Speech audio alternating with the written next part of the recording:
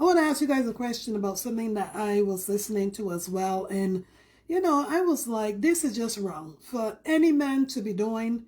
And any men that come here and listen to this, don't ever do this to any woman as well. It's not right. I don't think it's right. It's not fair. This is what I saw. And I just shake my head. And I said, this man was wrong, especially because the woman got 2 children from him. So he found out that the girl is cheating on him. What did he do? He did not confront her. He took it upon himself to go to one of the banks was Chase, and I can't remember what the other bank was. But he went to both banks where they got accounts together, joint accounts, and he took all the money out. Every penny he took out. Came home, act like nothing. Later on, he said to her, oh yeah, you know what? I'm leaving. I'm out of here. And she go like, what are you talking about? And she said, yeah, you're going to cheat on me? You think that I ain't found out that you cheat on me? Because apparently he never confronted her about it. So because you cheated on me, I am leaving you. And guess what? I've already done took the money anyway. So you better think for yourself. She said, how could you do this to me? This is not even right. How could you do this? We got 2 children. She said she's going to call the cops. He said, what are you going to call them and tell them? She said, but you stole my money. He said, well, that's my money. My name is on the account as well. She said, but I'm going to call them and I'm going to tell them that what?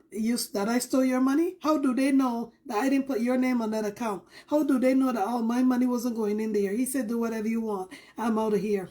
And she's arguing with him for her children's sake. Because she's saying, dude, we got 2 children together. How are you going to do this to your own kids and leave us with no money? This is not even right. He said, did you go in and cheat on me? Was that right? Was that the right thing for you to do? Cheat on me and act like nothing. You still laying up in a bed with me. Think that I ain't going to find out what you did.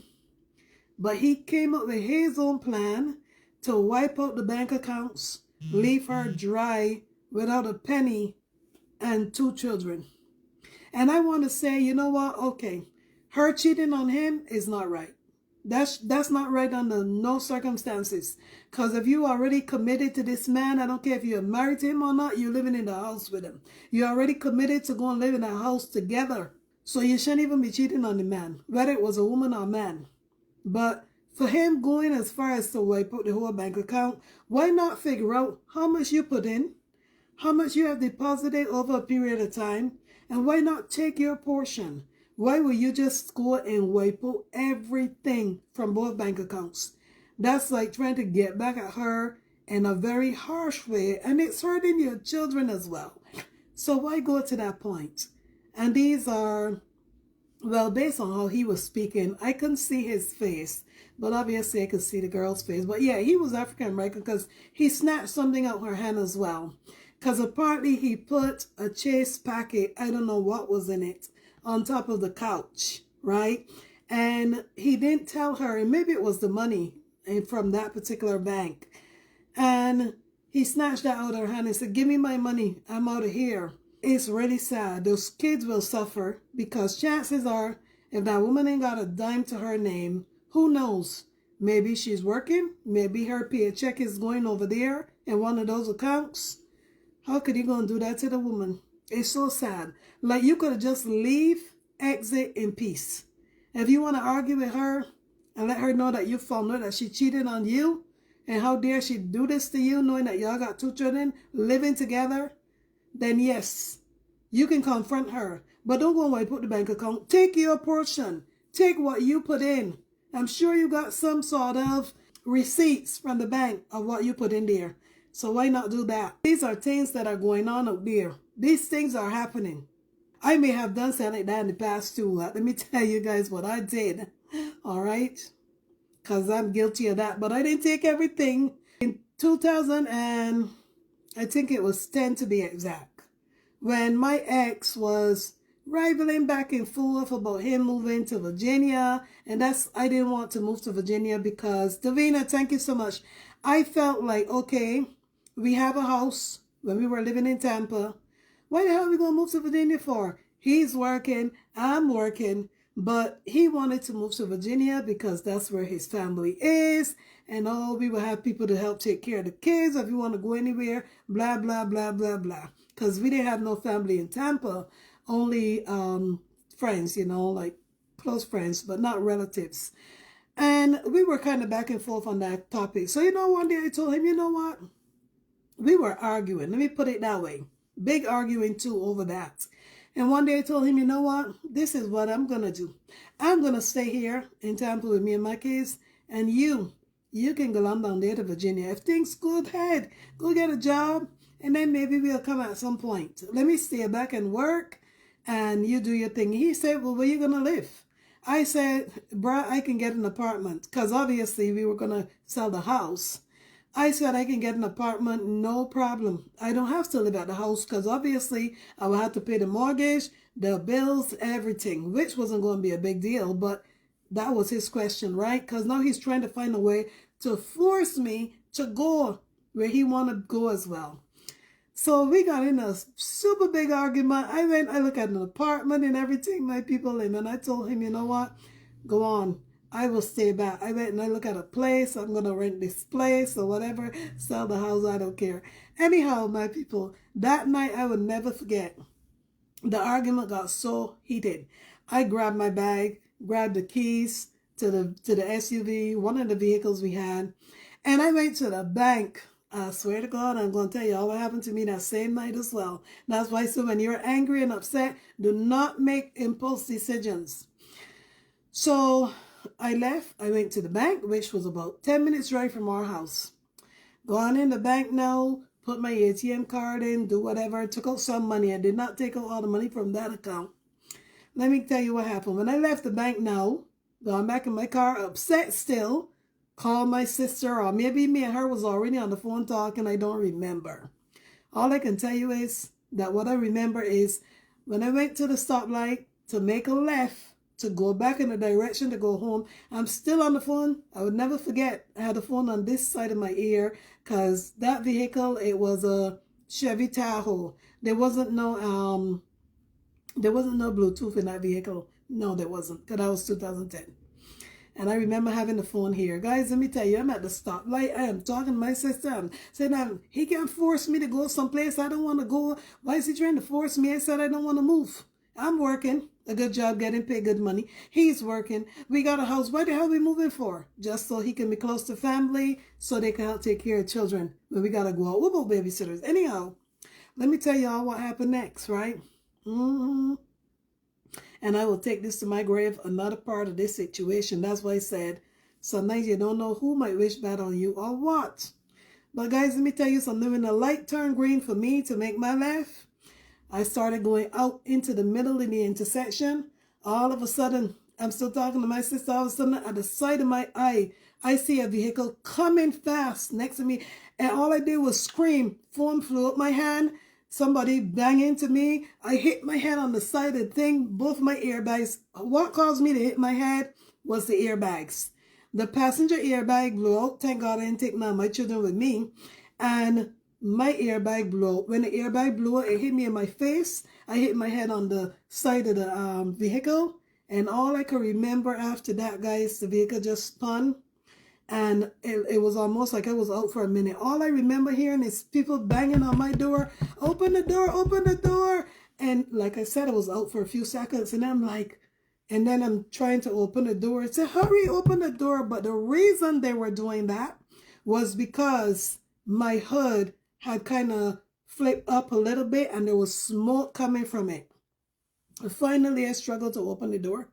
And I got out, but, I was kind of in delusional from that head bang.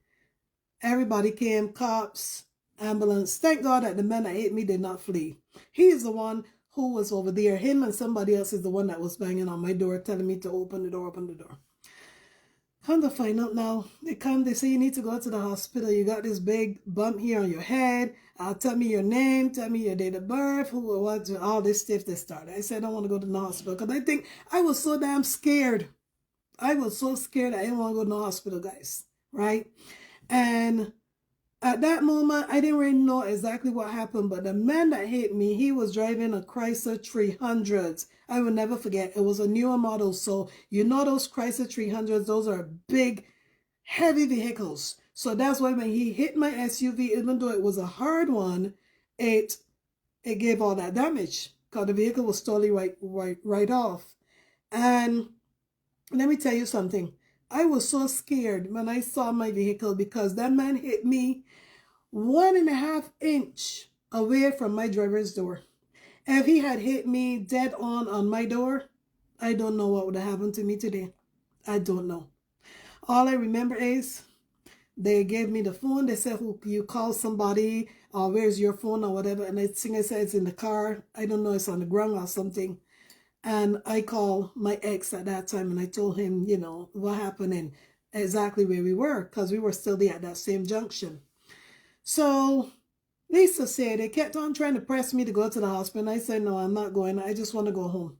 Guys, as soon as I got home, I got on my knees and I just started praying to God because I was so damn scared. But not knowing, from that bump on my head and my head twisting, the next morning I woke up, I could not turn my head left. No, I couldn't left or right. Guys, I could not. Because they told me that night, you might not feel anything now, but if you feel anything after you go home, you need to go to the hospital because you really got a big blow here and maybe it might impact some other part of your body. So the next day I went to the hospital, obviously, when I couldn't turn my head left or right, guys. And guess what? Yeah, the hospital said we can't do nothing for you. You got to go to a chiropractor because your spine, from that blow hitting your head like that, it messed up your spine there and there's nothing that we can do for you. I'm like, Jesus, take the wheel. So that's what I had to do, guys. And least to say that because of the accident that I had, the vehicle was right off because the 2 airbags blew out. The whole side of the vehicle is crashed in. The hood is crashed. They said that the vehicle is beyond repairable. It don't make no sense repairing it. So the insurance company just wipe it off, pay you out for whatever, because we weren't making payments on it. It was our vehicle. We were dealers at that time, right? Car dealers. So we used to go to auctions and buy vehicles. So that's why it was ours. And because of that accident, guys, and the fact that I couldn't work anymore because of my spine, I had no choice but to move. I was getting therapy before we moved, going to a chiropractor for my back. I had no choice but to move. But all I'm saying is that, do you see what I did? Because of anger, I decided, you know what? Let me go and take out some of this money. So I got money to pay for this apartment and do whatever, because he was the kind of person that he would have thought of that maybe ahead of me if I had waited till the next day, right? He's a person that will go and take that money and say, let me see how you're going to pay for the apartment. So I took it upon myself to go there first. But leaving home angry like that and then ending up on the road, it wasn't my fault. Come to find out that that man, he had just come from Walmart, which was right down the street. His children were in the back seat, and he was looking back, telling them, put on your seatbelts, get your seatbelts buckled. And then realized that the light was red for him when he was zooming up. He didn't realize the light turned red. So he ran the red light, and that's how he ended up crashing into the innocent person that had waited for the green light. But Peggy said, women and men, can you all stop cheating? Jesus. Can you all stop cheating? This virus is hurting our community. And worst of all, it's hurting our children and families seditiously. First of all, women, get your own saving account. True. He should have his own also. Facts. Both should have one account together, and that's the checking account which the bills are paid from. Facts. That's the only account both should share together. Protect yourself. And you are absolutely correct, Peggy. I totally agree with you. Under every circumstances, make sure you got your own account out there. And if for some reason you got a savings account or whatever and you still got your own, but maybe the tax money that when the filed together came in and that money went to that account, that is the bill account, which belongs to two of you guys, then yeah, I mean, hello. You know what I mean? At least figure out what part is yours, what part is his. Not that you should live like that, because it should mostly go to the kids, the most biggest portion of that, especially if you get child credit, right? So yeah, but it's just life. And women and men ought to learn in this day and age. And I'm sure that a lot of people are learning from hearing things that are happening out there in the world as well. You got to learn. And that's why they say you live and you learn. And if you don't learn, there's something wrong. Yes, my people. But McCaddy said, always have one joint account for families, bills, and emergency bills. You each separate. And you're right. Exactly. I totally agree with you on that as well. You are absolutely correct. But trust me, that account that I went to that bank with, that was our account that we paid bills out of. Because remember, I told you, at my house, right, I'm the one used to pay the mortgage, the utility bills, buy the food, whatever. Because my ex was working like 2 jobs. He had no time to do stuff like that, truly. So trust me, even though it was a bill account that we shared, he was still going to take the money out of that account. I'm telling you, here today, he would have still done it. Because he was so adamant that control, control. I gotta control everything. You gotta do what I said. If I say we going, you gotta go. If I say we not going, you're not going. He was that type of person. So because I now decided, you know what? Let me come up with this master plan. Carol, you can do this. You can continue to work. Let him go. Let him go because he don't have no job there. I don't have no job lined up there. So let him go. And then maybe you can go later. That's the master plan I came up with on my own.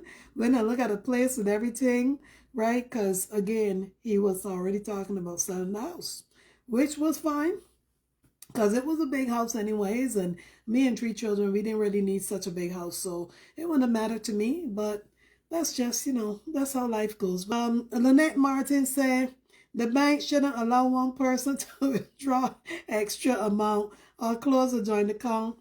And maybe that guy that I mentioned, maybe he didn't close the account, right? Maybe he just went and withdraw. Maybe the bank asked him, who knows? Because some banks don't ask you nothing. He probably could have said, well, yeah, I'm buying a car for my wife. Or I'm buying a family car. Hello, tell a lie just to take the money. But I understand where you're coming from. Or one should be alerted, right? The other party that's not there should be alerted, but that's not even right anyways. Because the people choose to open their account at your bank and put their money in there. You shouldn't ask the people why they're taking it out or whatever. You know what I mean? So, but I get what you're saying. Some banks are very lenient on certain things. Sometimes you never gotta do nothing. But me, when I got bank accounts, I always set a limit, right? And some banks limit you anyways. Limit you meaning of how much money could be withdrawn from an ATM. If you want to withdraw a large amount, you got to come in. But this guy, I believe that he went inside. He would have had to because he had the envelope. When you go and you take out money, they just give that envelope to put the money in. He had the money in that one. So he went to a teller is what he did. Yes. But, women have to wise up and learn. And not only women, men too. Because women do the same thing as well, just like this guy. Sometimes women find out that a man or their husband cheating on them. They'll go and clean up the bank account. They'll do more than that. All depends on what other assets they have. They will do more. I see you, Sonia Pink. I see you all as you're joining. They will do plenty more. And that's just, they're already thinking ahead of time, like they already got this thing planned in their heads. Especially when they find out information through the grapevine and you don't know that they already got that information, they would keep it right there and they will make their plan. And I'm not saying that you shouldn't either, because it all depends on the situation. It all depends on the scenario. If you are with a man or a woman that's very controlling and they want to control everything, you must jump when they say jump. You must ask them how high. You must do all of these things. Then you got to know when you got to say, you know what, I had enough. Enough is enough. You got to know when it's that time. So I think that for me, that's where I was when I was being forced to do something that I didn't think that there was a need to do it. If we wanted to go anyway, for instance, we wanted to go on a cruise, right? This was even before I had Mark. We wanted to go on a cruise. My sister came from New York. She stayed with the kids when we went to this cruise. When we were going to Las Vegas, my sister came thinking that she was coming to take care of the kids when we go to Las Vegas. But come to find out, by the time she got to Tampa, she found out that she was going to be part of our Las Vegas trip. And the ex had already done planned it for some people that were our friends as well, that were church people, to take care of our kids at that time. So, that worked out. But I'm saying that it's not like we didn't have nobody. You know what I mean? So, anyhow, that's water under the bridge. Like I said, that's the time has passed and God is good. Barbara Lee, I see you in there. Karen Rowell. Welcome everyone. Telka Gray. Welcome everyone's joining in. So you guys know this is a freestyle. We're just chatting on today and sharing some things about men and women and when the men get upset or women get upset, how they like to go wipe out the bank account and leave the other person with nothing. So yes, that's how it goes sometimes. But for me personally, I was not thinking about wiping out the whole bank account. No, I was just thinking of taking some of that money out of the bank before he go and take it out, knowing that I was going to try to get a place, right? Good thing I had not paid money on the places yet. And what I forgot to tell you about my story is that when I got home that night, not only was I in an accident, but my ATM was gone, my ATM card. And I couldn't remember how the ATM card got lost, but it seems like maybe being so upset when I went and put my card in the ATM to get money, it seemed like I forgot to take it. You know what I mean? When I was at sitting in the bank. So you know how the machines would snap your card when it happened? How I found out, I think a few days later, I think that the bank had reached out to me and asked me if I went to withdraw money.